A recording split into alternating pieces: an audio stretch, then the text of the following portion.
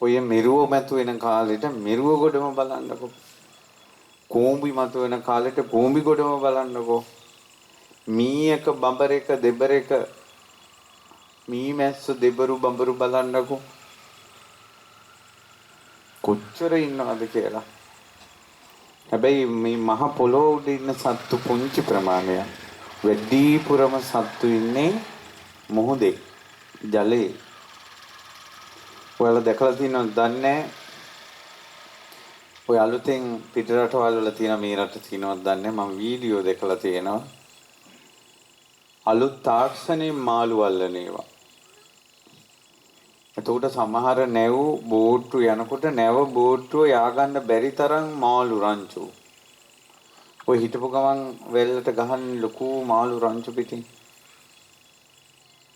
එතකොට ඒ නැවෙන්ම මැෂිමින් දැල එලාගෙන යනවා.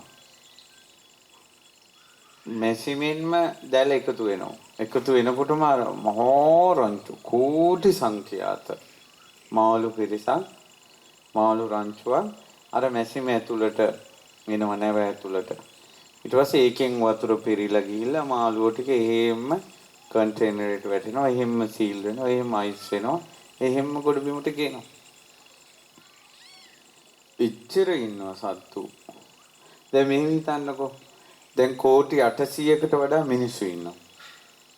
දවසකට කොච්චර මාළු පරිභෝජනය තියෙනවද? මාළුවෝ. හාල් මැස්සෝ මාළු ඉස්සු ඔය වගේ මොහොතින් ගන්න සත්තු. දවසකට මේ කෝටි 800ට. ඒකට හෙට දවසට අනිද්දාට ඔච්චරම සත්තු.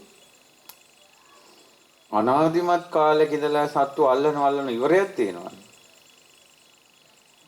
එතකොට හිතන්න කොච්චර සත්වයෝ ප්‍රාණීන් ලෝකේ ඉන්නවද කියලා.